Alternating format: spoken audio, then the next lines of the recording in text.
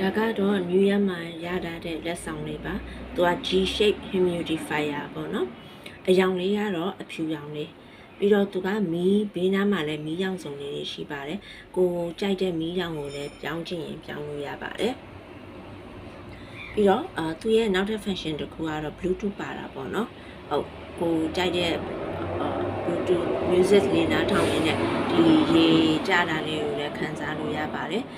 ဒါကတော့ water tank ပေါ့နော်ရေကတော့ဒီကနေကြတာပါဒီအပေါ်မှာကတော့ရေငွေ့ထွက်တာတော့ဒီပေါ်ကထွက်တာပါဘေးနားမှာကတော့သူရဲ့ on off button လုပ်တဲ့ခလုတ်လေးတွေပါပါတယ်ကိုကြိုက်တဲ့ဒီလိုမျိုးရောင်စုံမဟုတ်ပေမဲ့လည်းကိုကြိုက်တဲ့အရောင်ကိုလည်းပြောင်းလို့ရပါတယ်ဟုတ်ဒါကတော့ရောင်ပြေးလေးဒါကတော့အစိမ်းဒါကတော့အပြာအကြည်လေးပါဒါကတော့ဖက်ပူးစိမ်းလို့ပေါ့နော်ဒါကတော့အနီရောင်ဒါလည်းအစိမ်းလေးပါပဲဒါကတော့မီးချောင်းရောင်အဖြူရောင်ပေါ့နော်ဒါလုံးဝဘေးနားကမီးရောင်အလုံးပိတ်ပြီးတော့အပေါ်ကမီးတစ်ခုနဲ့လည်းထားလို့ရပါတယ်ရေငွေ့ထွက်တာကတော့တကယ်ကိုနေလို့ကောင်းပါတယ်ရှင်ဒါကတော့အကုန်လုံးပြန်ဖွင့်လိုက်တာပါ